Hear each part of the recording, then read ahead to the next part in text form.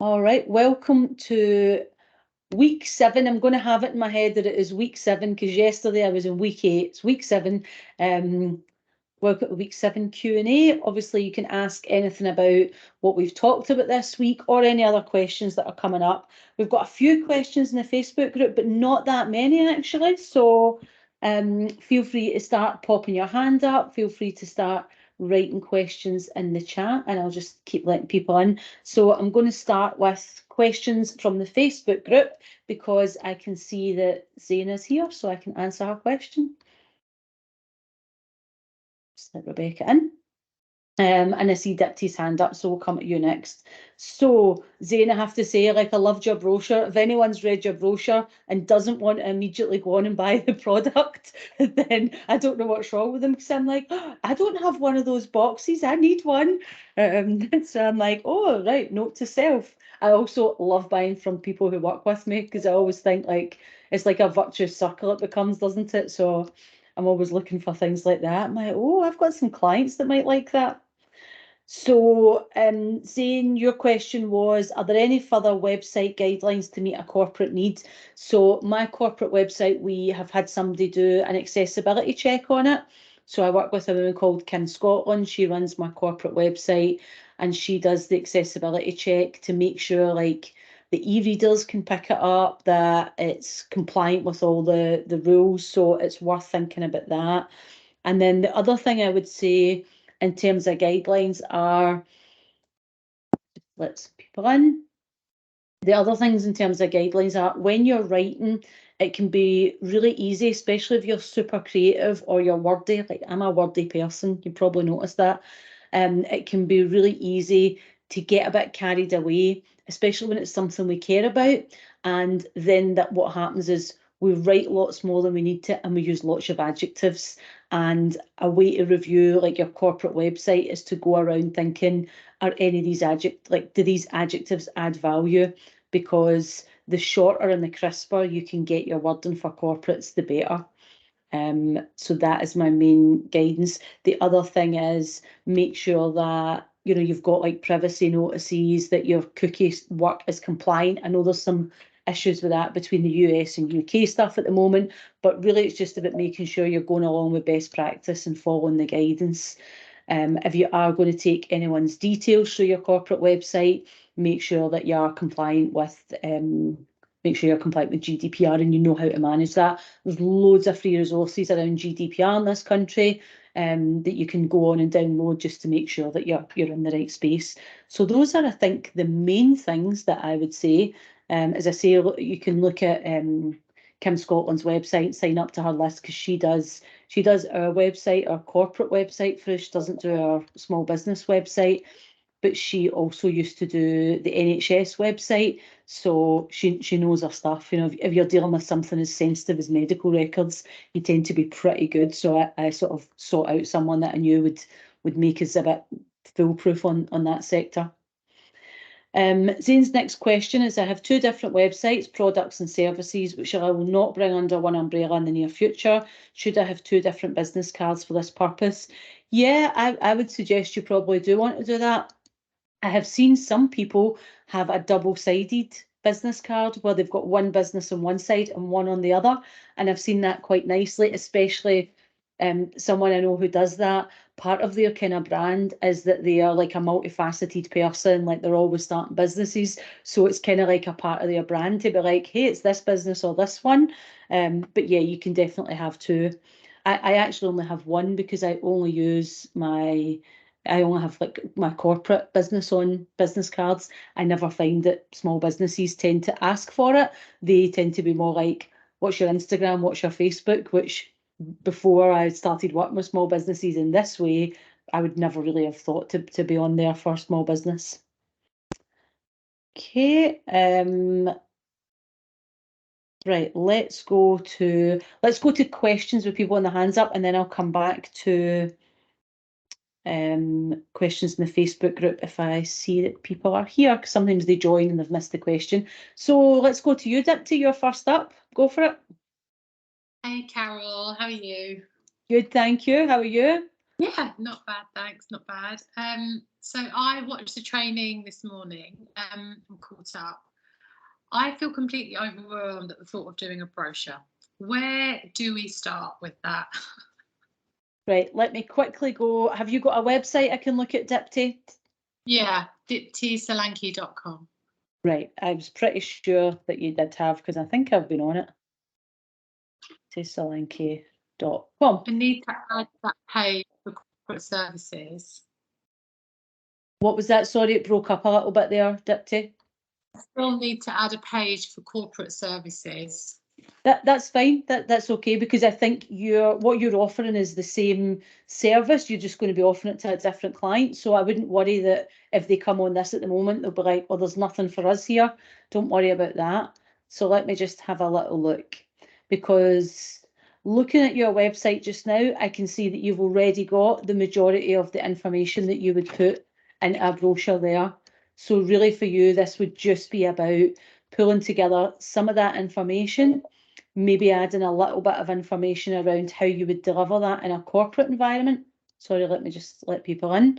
And adding, like, I think a nice page for you to have would be about your grief journal, because even though you're delivering to corporates, if they've got something that an individual can buy that's an immediate solution, that's really nice. As you know, I've bought that for someone in the corporate world, and sent that to them as a gift, and people asked for the link afterwards. That wasn't a business to business piece of work I was doing. It was just, I knew that was there and sent it over. So I think that's one of your pages, and the other information is about what you do. So I don't think you have to create a lot of new material in order to do the brochure. I would look at what you've already got there that describes the grief coaching, the benefits, and your credentials, and then maybe add a page of corporate services. Yeah, so that was my next question. So I've got 3, so the grief coaching and then 2 other services specifically for corporate. So I should add them in as well? Yeah, I would add them into your brochure. And I think that's all you need. I mean, a brochure is not, we're not creating like Argos catalogues here from back in the day. It's slim and to the point. Okay, and so no pricing on there? I wouldn't put pricing on yours, because I think some of it will depend on the environment. We have something we call the inefficiency factor, which is a polite way of saying the client is a blinking nightmare and you have to do lots of rework and they cancel meetings and they reschedule. And so we have some clients that we price at a higher rate for the inefficiency factor, because we just know they're much more difficult to service. And to deliver the level of quality we want, we have to put more in. And I think you might find that at times too. So, and you'll also, because you could be covering the public and private sector, you probably have different price margins for those as well. Okay, all right, cool. I'm hoping to get this done before the NHS thing next Wednesday. How do I get the most out of that day, or have you already said that somewhere else? I think we talked about that in some stuff, but I'm happy to, I can't remember off the top of my head if it was in a Q&A or in a session. But what I would say is get your cards or your brochures printed off, but the way you will make the most out of that is by setting yourself a target of how many people you're going to talk to. And you're not allowed to include people in the corporate method. Like, it's lovely you're going to meet up and chat to each other, but they are not your numbers.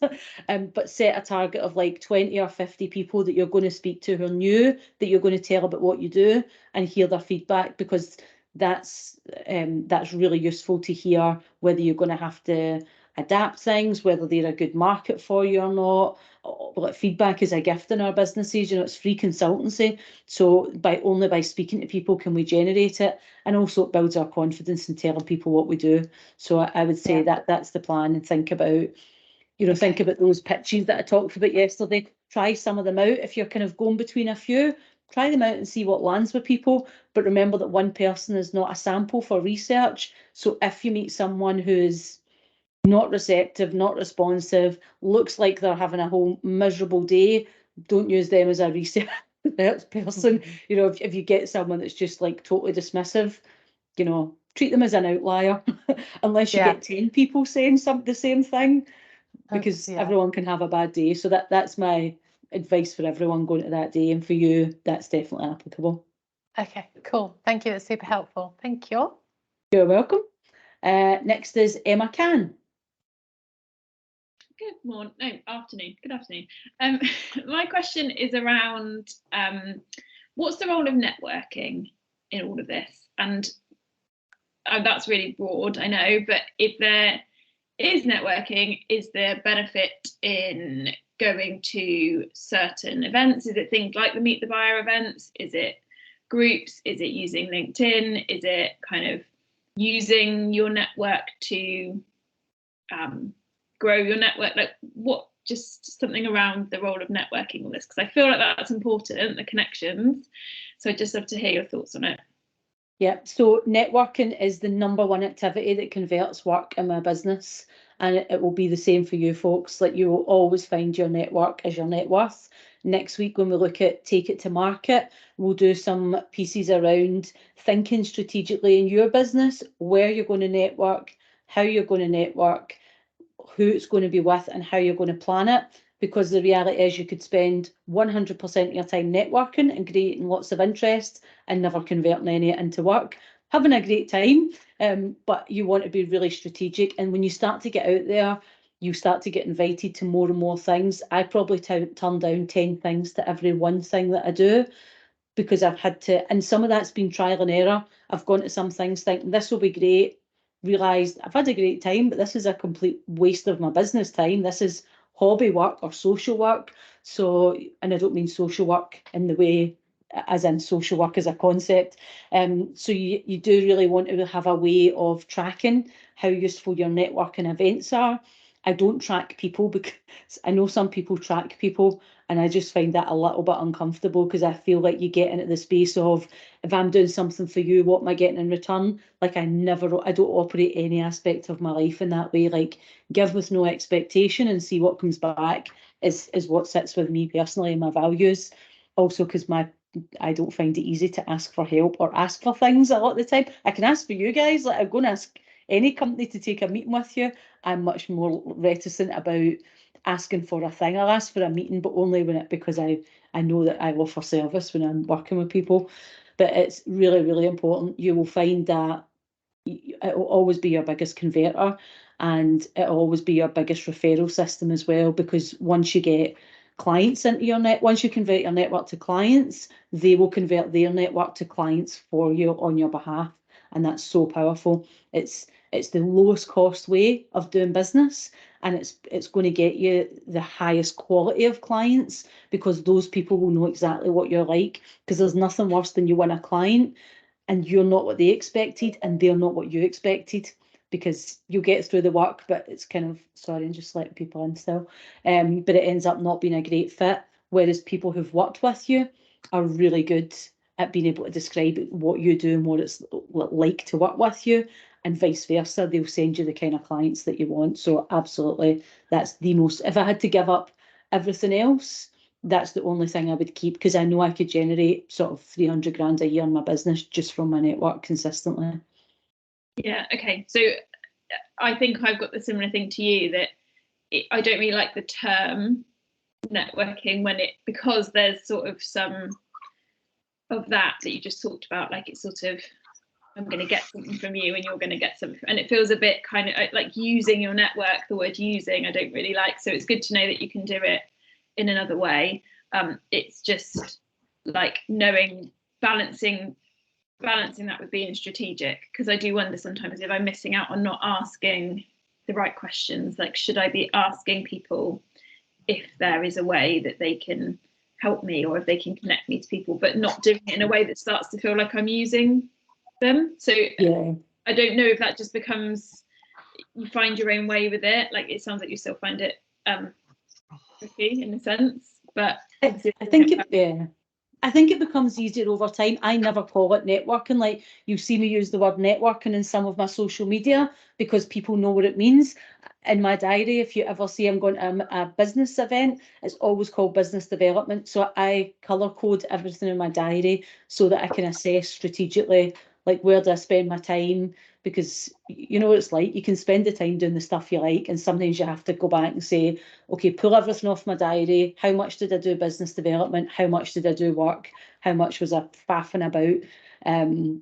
So because I pull that off, I can look at like how much my business development time is and how relevant, how that relates to what business we land.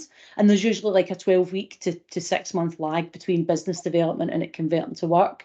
But I always call it business development because then it feels like I'm developing my business and that's what I owe my team and I owe my customers that, rather than I'm finding people that I know and trying to get work from them. That just feels a bit like weird for me.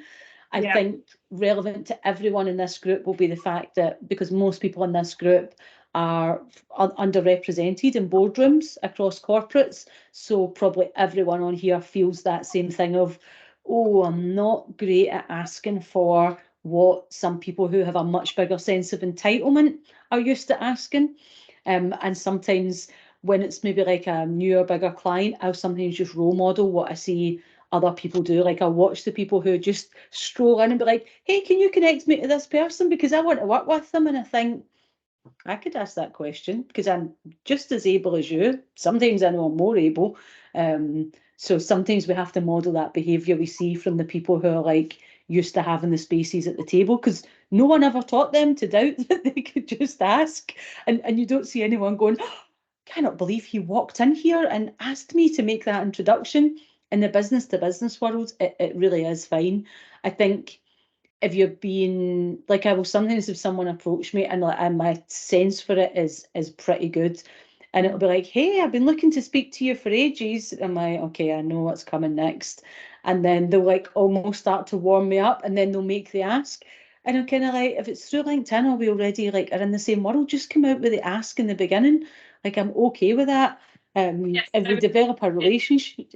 Yeah, I remember you saying that before, and I tried to kind of take that on board, but equally, I think I found that building the relationship is the most important part, but then it's just that balance of like making sure you have a relationship and building that relationship before you ask for something, because otherwise it can feel a bit transactional, but equally not feeling like you're then warming them up to ask them something, because that doesn't feel right either. So it's just kind of doing it with integrity.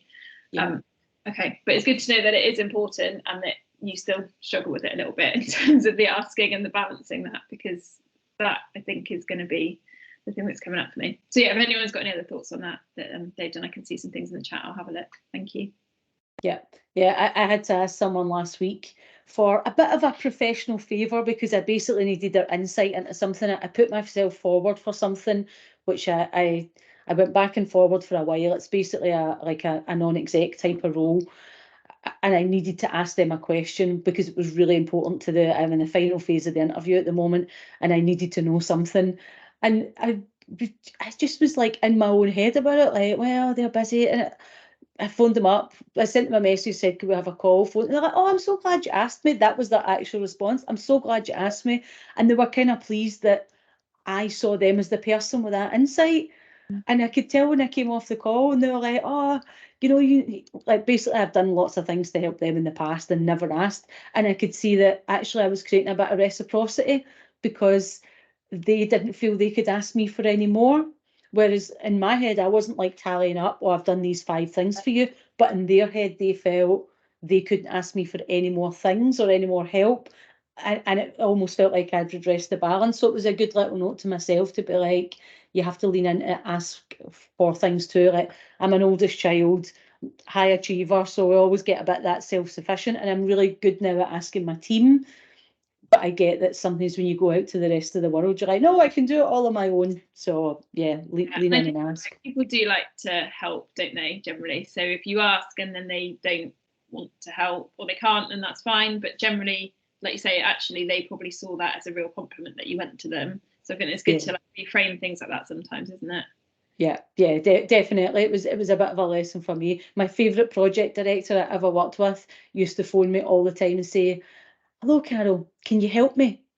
And as soon as like he said, I'd be like, yeah, like whatever it would be, like, can you be in this place at 5 a.m. tomorrow and do this horrific task? And I'd be like, oh, sure, I cannot wait to help. And I'm like, well, those are like, if that's the energy you put out, those are the people you attract. Those are the people you want around you. So we just got to remember that sometimes people are as happy to give as we are.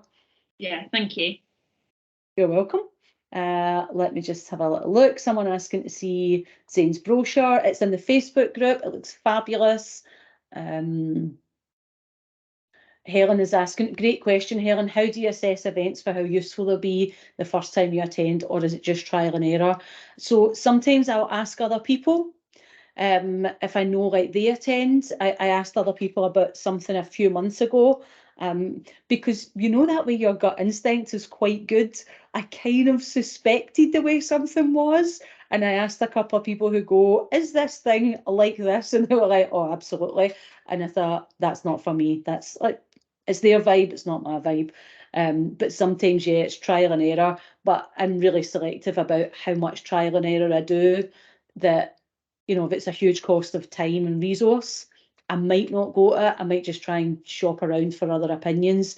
And sometimes I will go. Like I once went to a 2-day event, and it was just kind of after like lockdowns were all ending. It was one of the first big sort of small business events I could go to. It was a 2-day thing. Totally the wrong choice, but what a valuable lesson I got from it. I met amazing people, but it really told me, like, if I see these things, I know that that is not the space for me to be in, because the things that were kind of like, I'd say they were amber flags during the event, they were red flags for me. Like, there was such a delineation between who were the VIPs and who weren't. And I get that you're always going to upsell some tickets, but that thing of like, well, you're here, but your pals are over there, that just does not like fly very well for me. And that was a very strong vibe on the day. It was like the elite VIPs, then the VIPs, like that real hierarchy piece doesn't land well for me. It was very sort of male, pale and stale, to use that phrase. That I wasn't sure if it was because we were coming out of COVID. Was that their vibe? Absolutely. And that was the dynamic of the whole thing. Like in the event, I was messaging my friend, like, all I can smell is testosterone here. And don't get me wrong, like, I love men, you know, that's my sexuality. I have a husband, a son, a brother, a dad that I'm really close to. It was a particular type of testosterone that I was just like, not for me. And I work in construction and engineering, so you know, I'm surrounded by a lot of men. This was a more small businessy thing, and I was just like, oh, I'm cringing at this. Some of the stuff I actually thought was a parody, and it turned out it was genuine. So I was a bit like, well, this is amusing. So yeah, and sometimes in corporate networking as well, like, there are a couple of things that people have said to me recently. Oh, you should really be involved in that, because it'd be great referrals for you for like this type of work I do. And you know, I just look, Helen, at some of the like materials around them, and I'm like, nah. I read the membership questions as well. If it's anything that's a membership and anything that makes me feel like I'm a bit uncomfortable with that, then I just move on. There's enough stuff for us all to go to. I know, is it BNI? That's a really popular one. That all feels really transactional to me, like the stuff Emma was saying earlier about like, you do one thing for me, I do one for you, then we all like all of that. I know it really works for some people, and some people will find that transactional space really comfortable. For me, that's just like, oh, it makes my soul sort of quietly die inside. So that was a long answer to that question. Let me just see. Liz is saying our podcast has introduced it to loads of people. Yeah, Liz's podcast is great. Liz, one of my clients in Toronto, is actually about to move from sponsorship to continuous development. So I feel like I need to do a little handover introduction of like, hey, I know I've been helping you up to now, but as you move over to continuous development, here is Liz, and she would definitely love to help you. And it's a lot of like Lean and Six Sigma stuff they do. So it's not in the EV sector, but it is transport. So hopefully you'd still be interested. Okay, so let's go back to Cheryl saying she can relate to faffing. I'm not a procrastinator, but I sometimes like to faff around doing the stuff that I enjoy. And then I'm like, that's not my job. Get out of there. Quit it. Especially if it's creative. Olivia, you're next. And then Emma Semper. Can you hear me okay? Yeah, can hear you. Yeah. Okay, brilliant. I've just got a couple of quick questions. I think they're quick anyway. We'll see how it goes. In terms of contracting, What's your advice on contracting, and do you have a template, or where do we go with that? So most of my clients actually, because they're big corporates, they mostly send their contract. Okay. I sometimes, because I send a proposal out quite often for bids like under sort of 80,000-90,000, they sometimes will just put that proposal into the schedule of their contract. But a lot of the time they've got their own contracts. I do read them, but the reality is that negotiating on them, if they're a huge corporate, you're not going to have much chance to negotiate the terms on them. The one thing they might negotiate on is their payment terms. So if they've got 90 days as their payment terms, I'll always go back and chance it to say, hey, we're a small business, our revenue is under this value.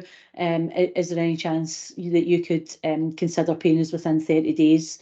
And most of them will actually go for that. Some of them will come back and say, no, 60 days.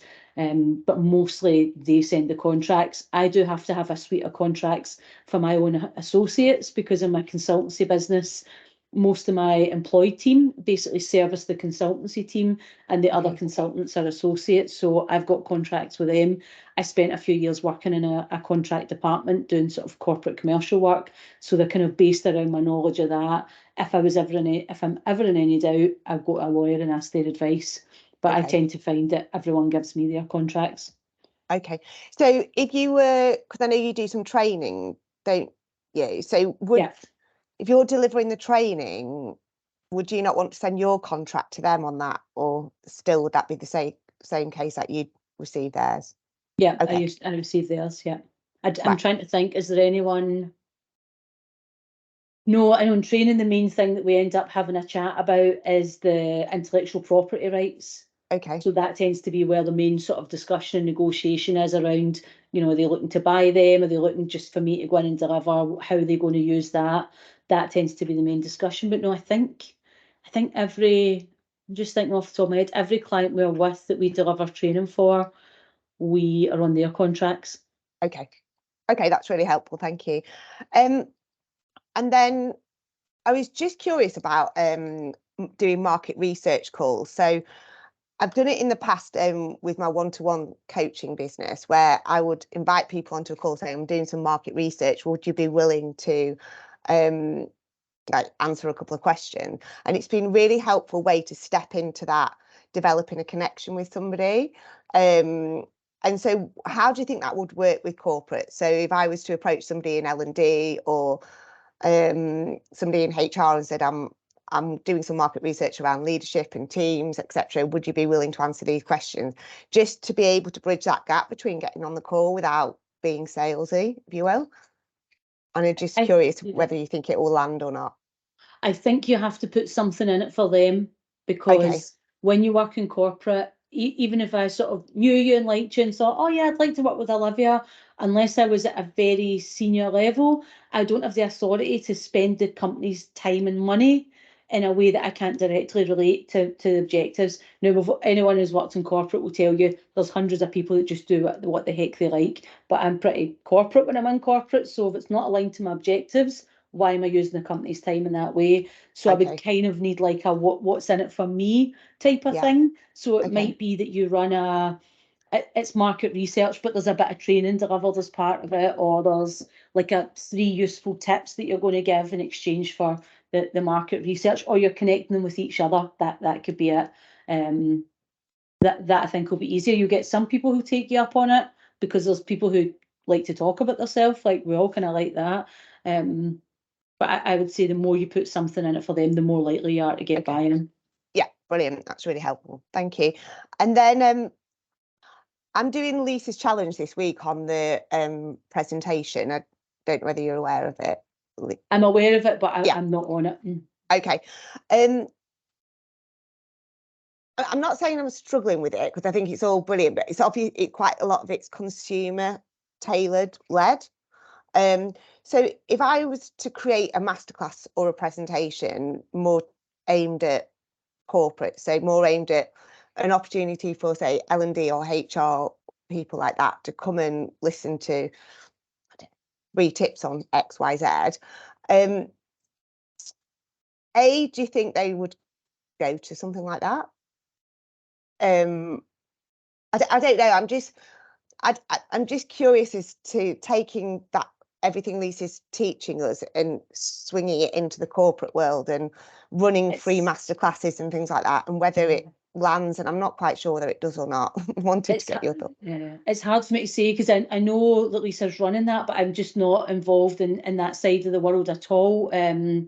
So I can't really comment on like what that's like, how they're putting it together and how they're using it. I don't even know if it's aimed at consumers or small businesses. I know it's not aimed at corporates.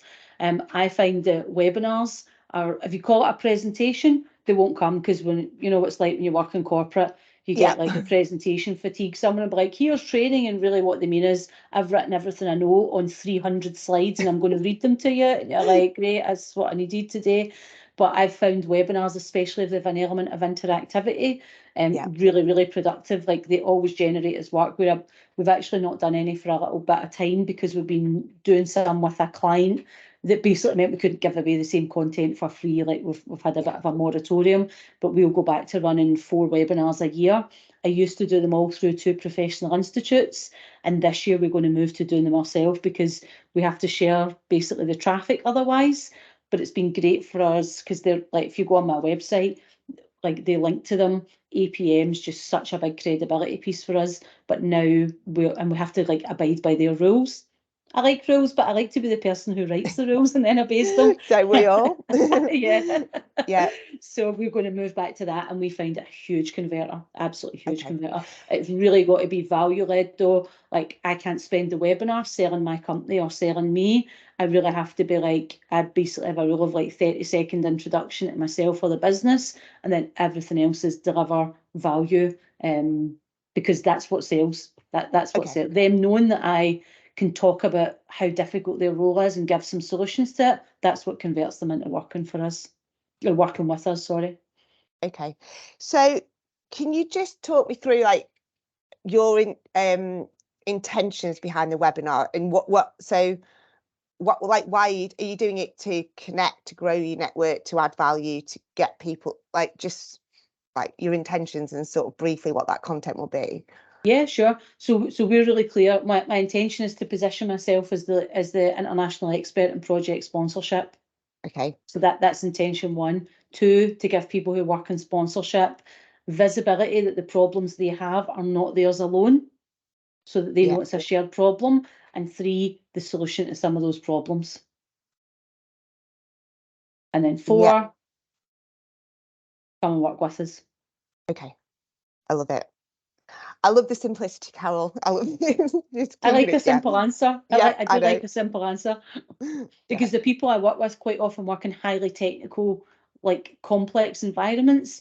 So actually giving them that simplicity is such a break for their brain that they're like, oh, this seems really difficult, and you've just explained it's difficult because I'm doing a hard task, and here's an easier way to do it. Like that converts into training for us, and into people bringing us in to build them tools or do competency work, or just saying, hey, it sounds like you've solved that problem 25 times already. We thought it was novel. Can you come in and help us solve it? So that all translates back to the work we do.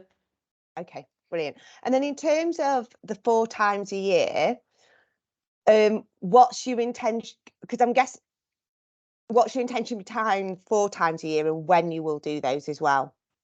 So we do them, we used to do them once a quarter, and we're going to move back to once a quarter, because basically that then strategically aligns with my pipeline management, which I manage my pipeline. I manage it quarter by quarter, but I manage it 2 quarters ahead. So just now we're looking at what work will we do January to April next year.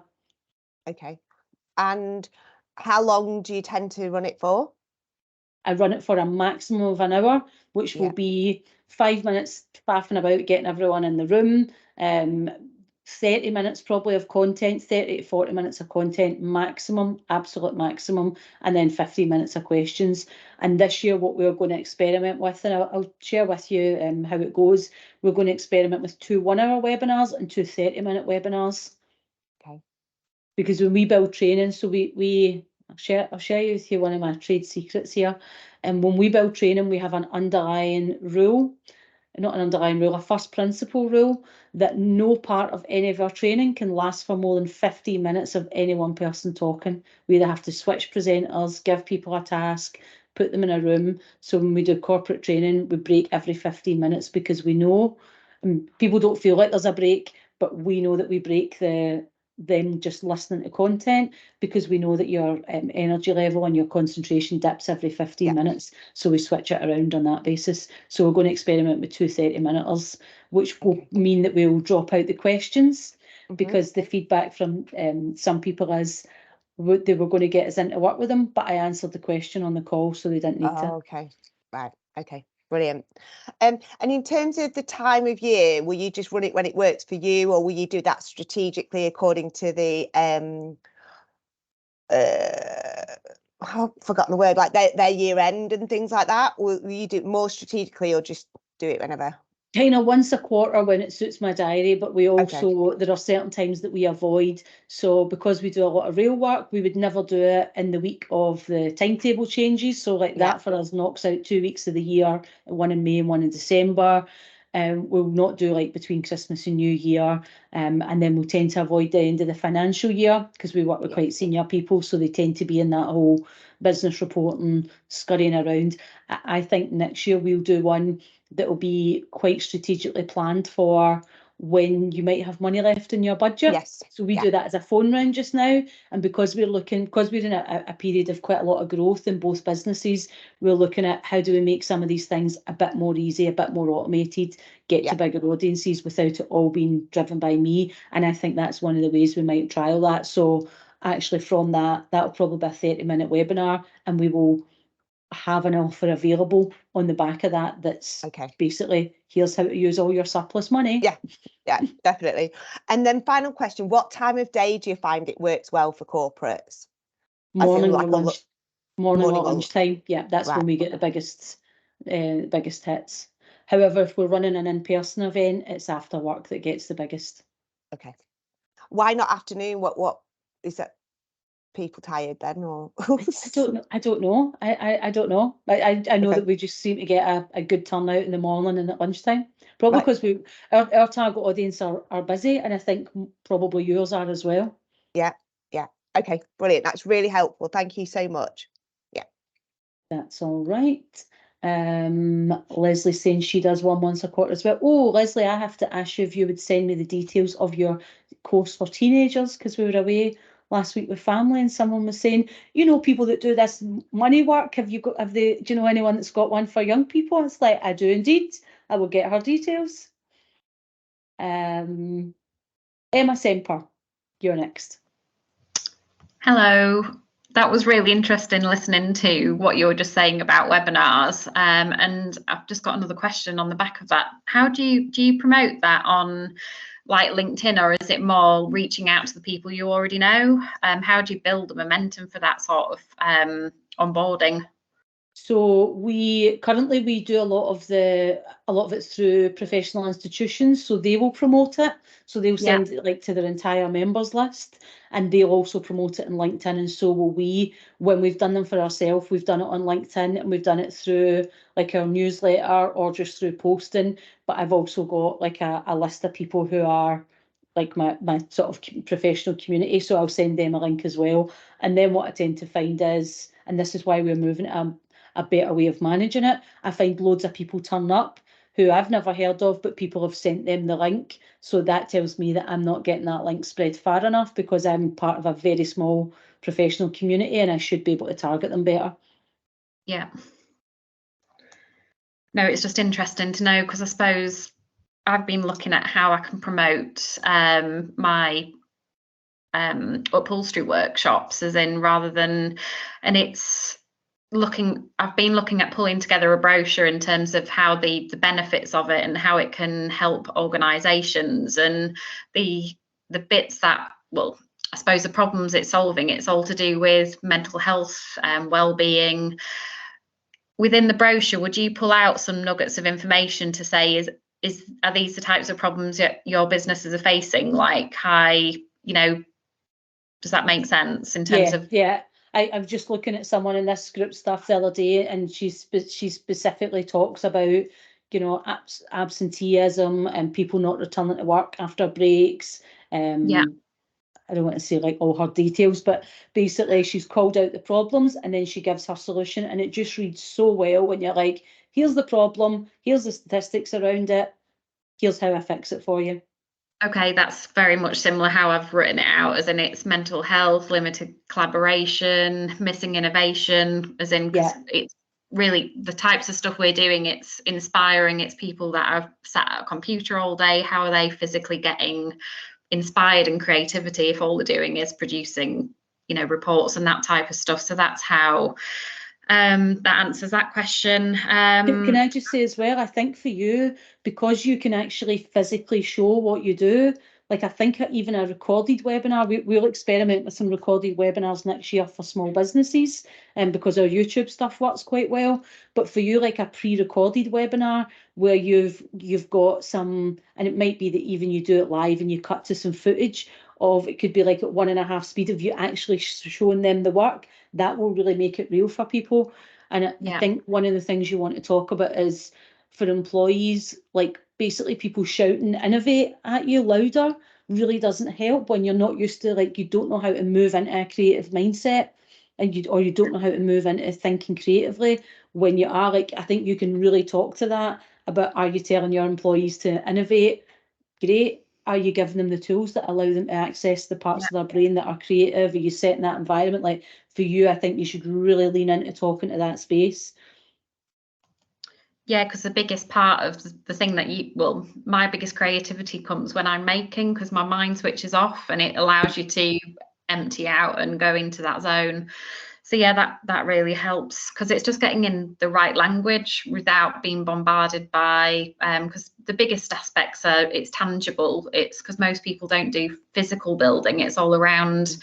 And a lot of people can't get connected, because I know when I worked in a corporate world, it was very difficult when you were just a cog in a presentation, and then you never got to celebrate success, or it was always you moved on to the next thing before you actually saw any achievement from it, because it took so long in the so I suppose it's just pulling on those things from what I used to do into the people that I'd be talking to. In terms of pricing, it's all a little bit trial and error. I've been doing some proposals this week. Well, I sent them out last week, and I'm just it's one of those, it's that black period of just waiting for feedback.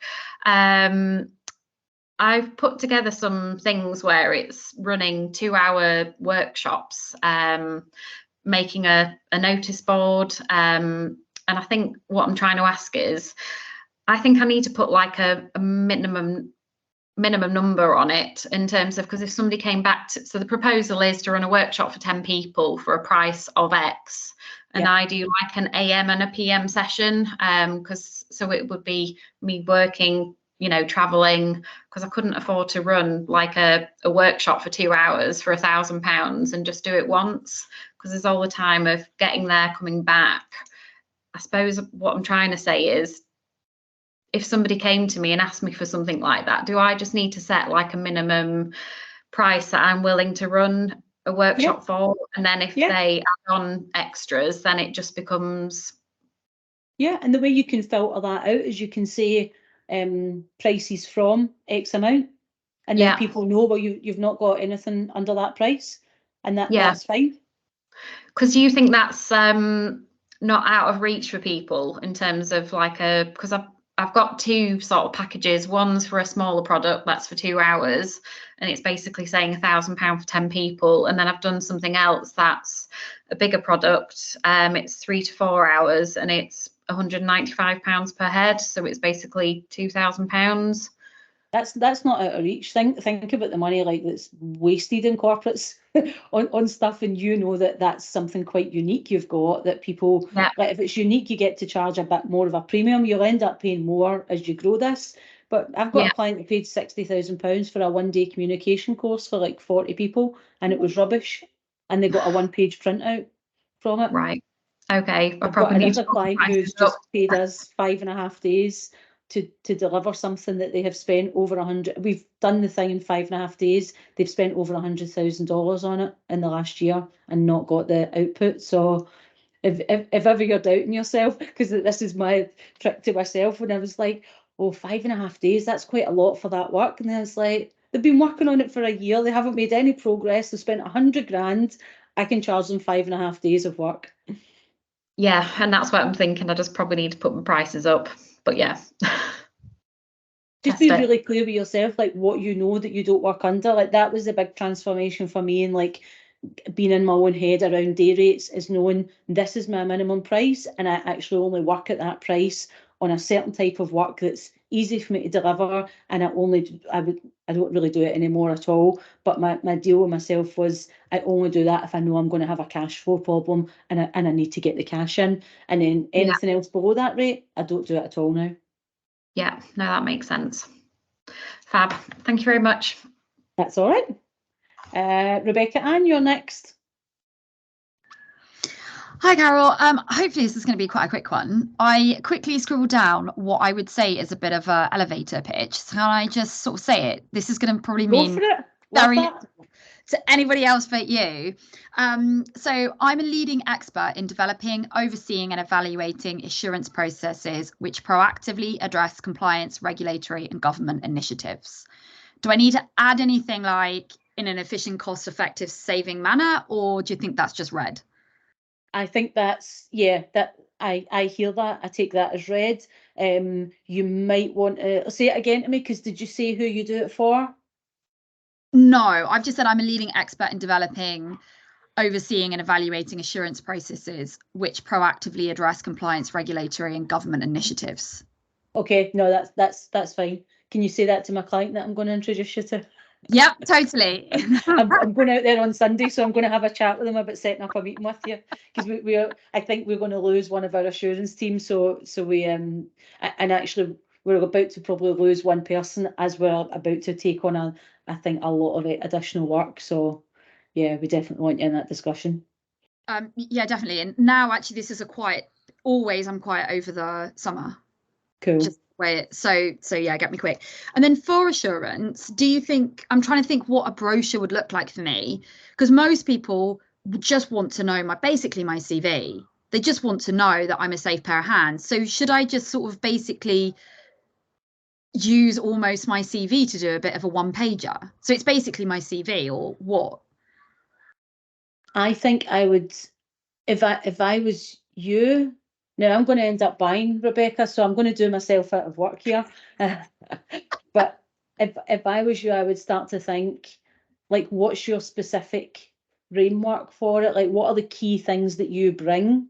Right. And I would detail some of that. Now, don't give away the family silver, but write enough about your concepts of working that if you come in to speak to like one of my clients, that they start to look at that and go, oh yeah, we can see how that will fit with our structure and our framework of doing it.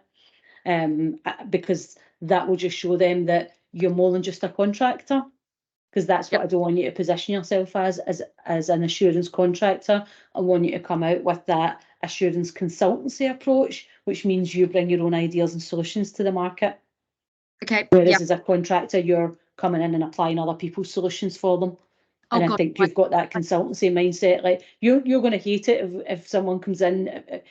If we sent you to a consultant that they're like, Rebecca, we don't want you to do any thinking. What we want you to do is take all of our approaches and rigorously apply them in whatever situation. You will lose your mind. You want to be working with the kind of people that are like, okay, we've got stuff. How do you bring your stuff to the party and improve where we are? And how do we land that in clients and give that? And that's what your statement described. So that's what your brochure should describe. Okay, yeah, I'll make it very clear. I will take you to business as usual. I will build a team that can run it as business as usual, but I am not your business as usual person. Give me a problem, give me a headache, and I will give you a solution. Yeah. That is, yeah, I do not run. I do not. I swiftly move when that happens. Okay, yeah. Okay, brilliant. Thank you. You're welcome. Next is Zane.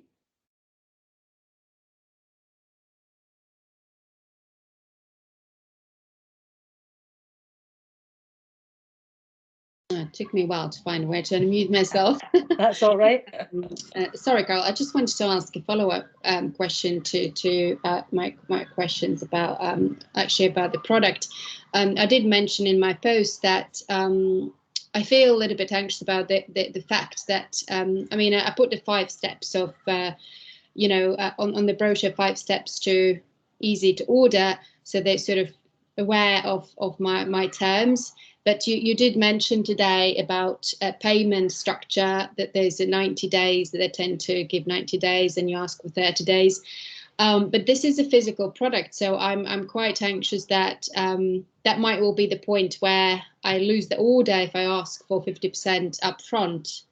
I think it's fine with products because people know that you've got a big upfront cost. And I think especially in this economic climate, anyone asking a small business to deliver, you know, bulk product on 90-day terms, they'd be being totally unrealistic. You don't want clients. Yeah, I thought so. Yeah. Yeah. Okay, so you think that wouldn't be the reason I can lose any sort of corporate client? I think if you lose any client for that, they never intended to pay you anyway, and that's not generally corporate clients. Okay, and how about the structure? When I don't know if you had a time to look at the you know, at the booklet. Does that sort of make sense, really, what I'm selling? Yeah, because it makes sense. I did describe the scents, but I actually realized after sending it to print that I didn't put, okay, these are 3 types of candles.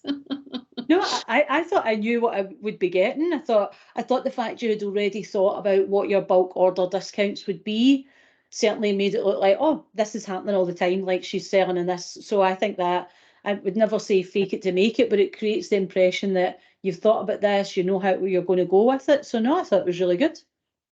Okay, so as long as it sort of delivers the message and it's clear and understandable, I just wanted to achieve it that it's very clear, transparent, and, you know, easy to comprehend what it's going to be.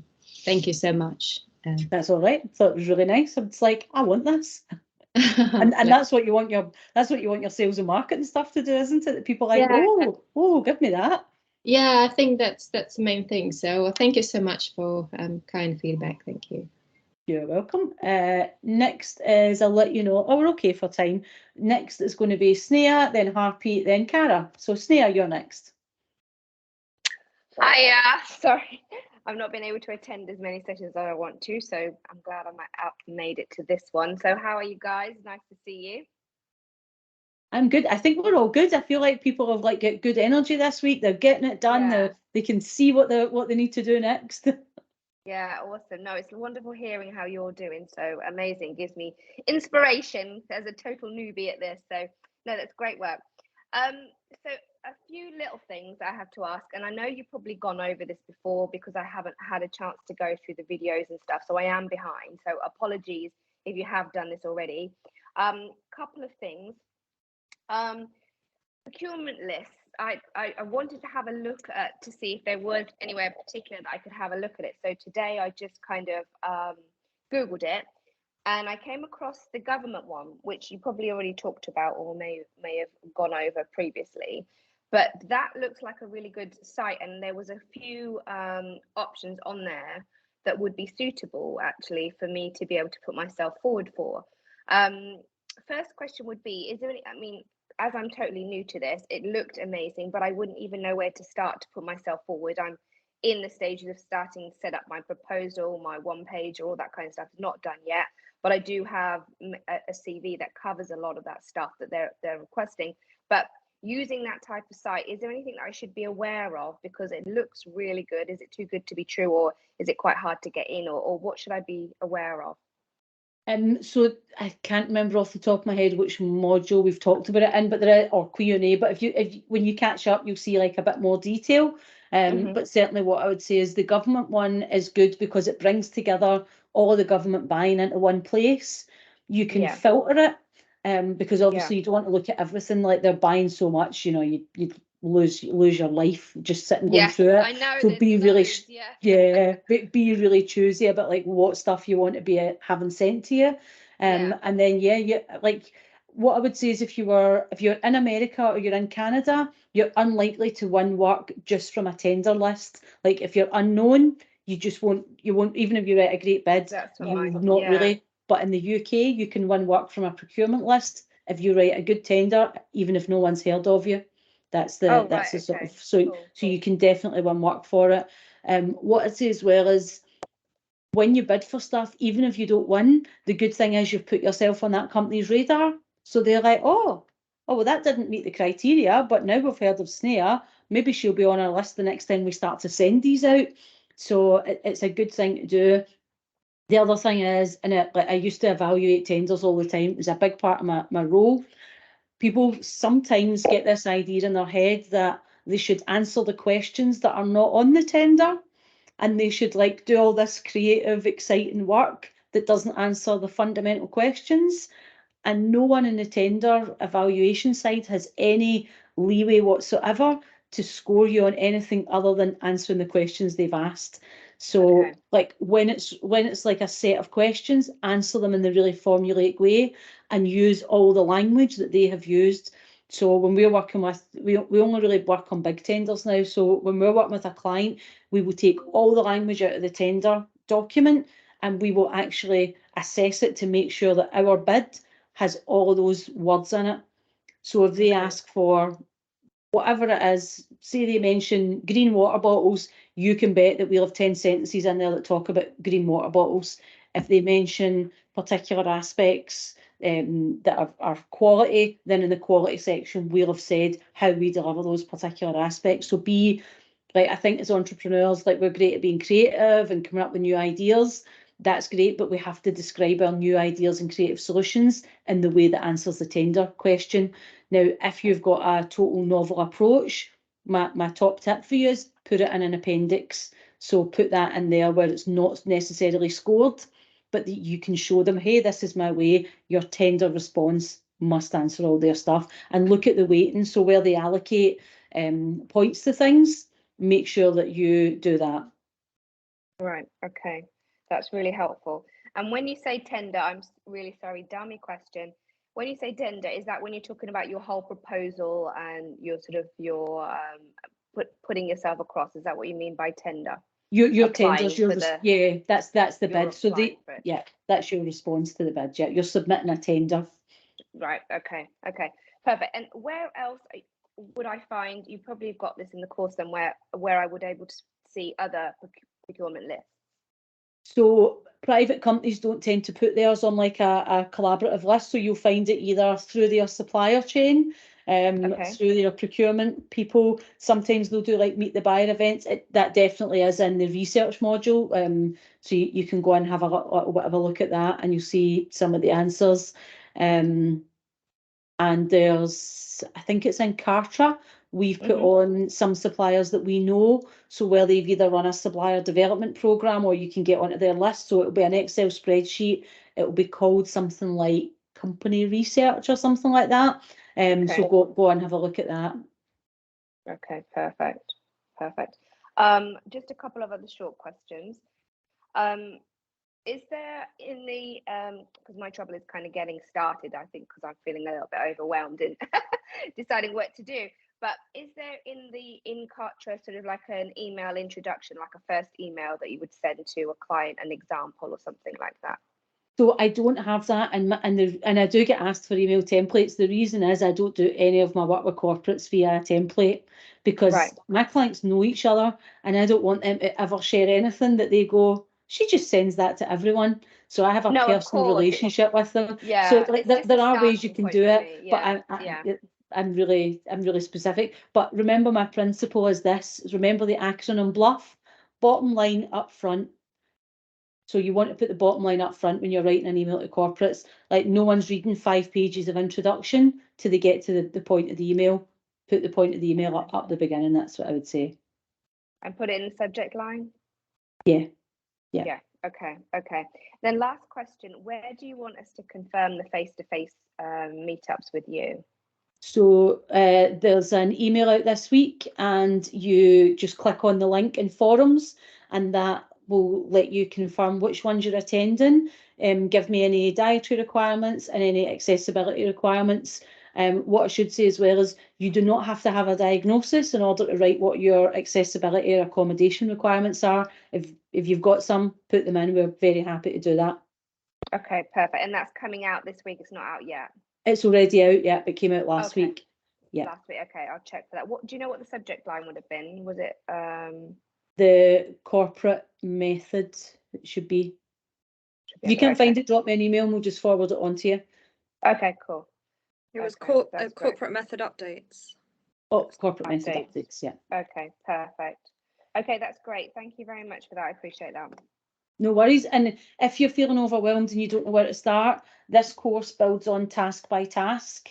So just, I mean, and this is going to sound daft, but just start at the beginning. Just go through it. And work us through methodically. Yeah. I'm a Yeah, projects yeah. person, so we break everything down into work breakdown, task breakdown, and then we sequence them up. And that's the way we build our training as well. Yeah, I've got up to sort of video 3, so I'm about to start video 4 and then continue on from there. So yes, I've been kind of working my way through. You're good. Remember, thank you've got loads of time to do it. I Yeah. run it in 9 weeks because I like doing that time frame of live delivery. But you've got access to those videos forever, so don't Yeah. panic that there's a Okay. looming clock over your head that suddenly they disappear. You've got access to rewatch them. Okay, perfect. Thank you, Carol. I appreciate that. That's Thank all you. right. Let's go to Harpy and then Cara. Hi, Carol. Hello. Yeah, sorry, I didn't know if you could hear me. Thank you for a great session so far, by the way. I've taken away loads of notes.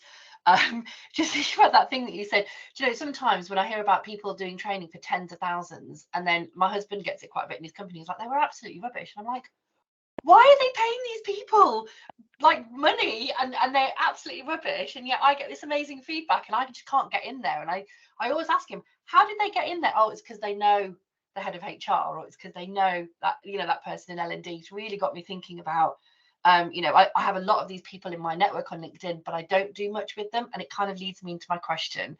And it builds on what we talked about in the session yesterday as well around, you know, I'm B2B and B2C, and the issue that I'm having is that having done one-to-many last year, and I had to pause because obviously I went off to have the baby, and so I came and I've launched my group program, and it's great, and the first bit's gone, and every quarter I'll be launching another raft to get into that program. And so when I looked at where a lot of people came, it was LinkedIn. And so I'm really conscious that, you know, on LinkedIn, I'm at the moment, a lot of my content is targeted towards individual people within pharmacy, hoping to branch that out to women in healthcare generally in future. But equally, then I've got this other bit that I do with the corporates, which is, you know, and it's not just the well-being, it's the leadership and the well-being. It is both. And it's annoying in a way. I started dabbling with this in 2019, pre-COVID, when well-being really wasn't being talked about very much. But I was still employed at the time. And so I went full-time in the business during COVID. And of course, it's exploded since then. And it's trying to cut through the noise in that what I do isn't symptomatic, it's actually prevention. And it's the leadership piece that is the key. So it's about actually changing the focus, not just to kind of actually this is going to help your employee well-being because it's an activity or something for you to do, which a lot of people do, and that's absolutely fine. It's just not what I do. And so it's trying to cut through that noise. And how do I tailor those messages when at the minute I know that LinkedIn's working quite well for the B2C, and I'm still pumping out content that sort of says pharmacy specific stuff, with actually I can come in and do quite a bit of work, you know, and I've had the corporate work I've had, by the way, has come through mainly LinkedIn. People have seen me and said, come in and do some work with our department. So it's about how can I now move away, and I still want to keep that going with the B2C, to start focusing that message towards B2B. I do have, as I said, a lot of L&D and HR professionals, but they're probably switching, well, I don't know, but they're probably switching off because I'm talking about, you know, pharmacy quite a bit. How would you suggest to best manage that? Could you start 2 different sets of newsletters? Because you're saying you want to move away from that B2C stuff on LinkedIn, but you also said it's your biggest source of referrals for it. So you probably don't want to move away from it. You just want to increase your B2B reach, but for different types of work. So I'm not sure if LinkedIn lets you have 2 newsletters. Could you potentially, LinkedIn groups don't tend to work that well, potentially you could put the consumers on LinkedIn in a group and speak to them there.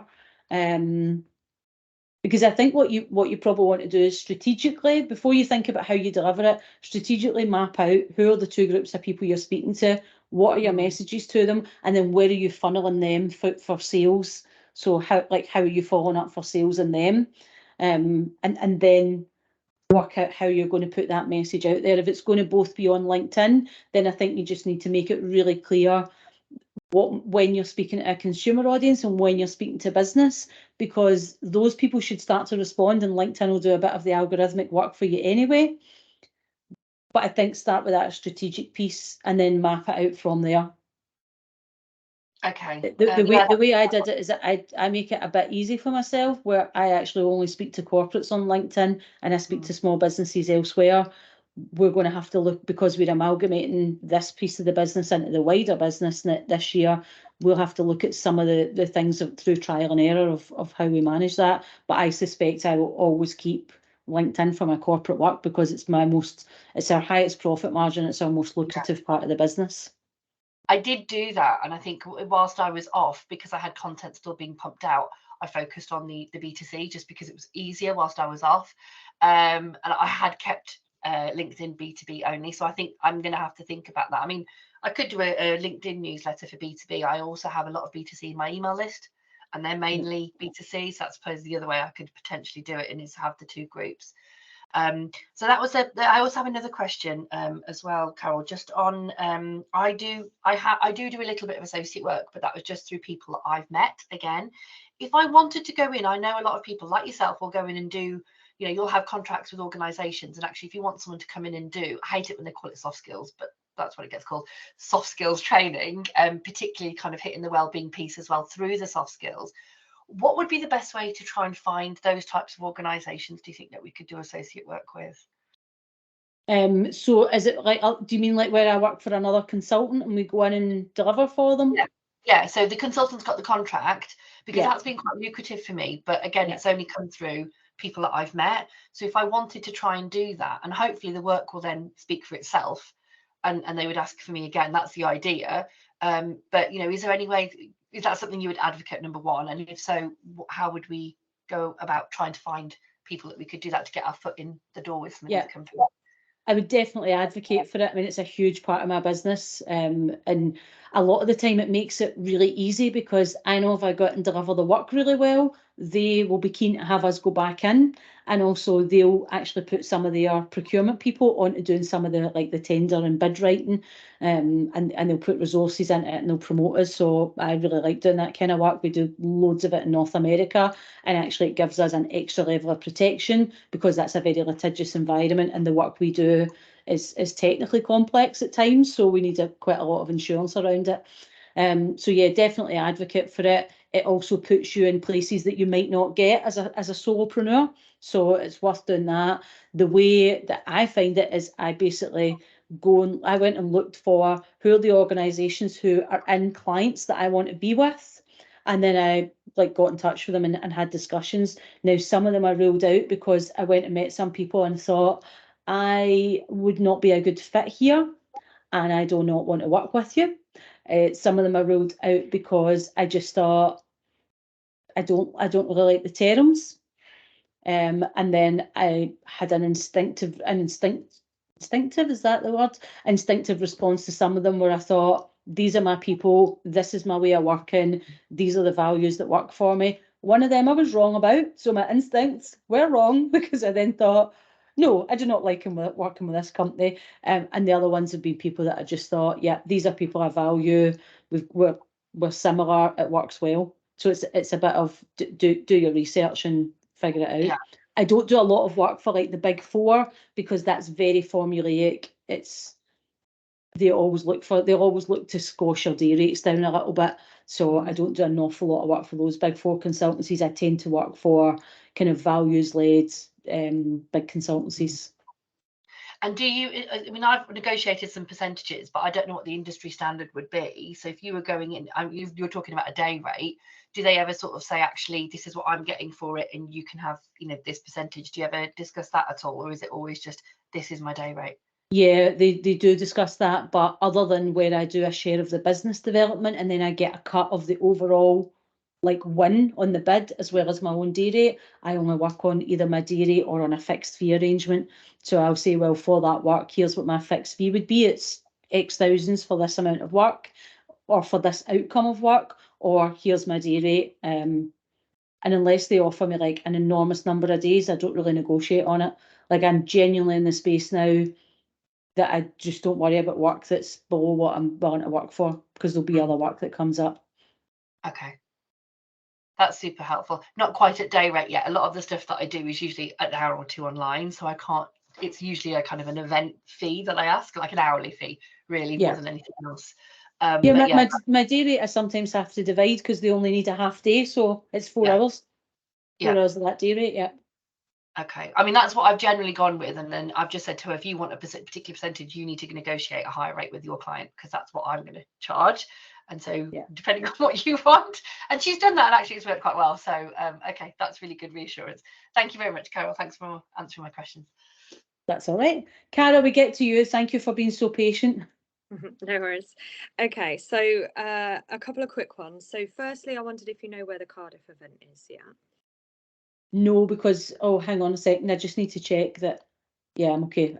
I suddenly had something pop up in my calendar there and thought, should I be somewhere else? I shouldn't be. It's okay. It's fine. It's just telling me I've got free time in case Q&A overruns. I don't know where the Cardiff event will be yet because we had a bit of a challenge with the venue.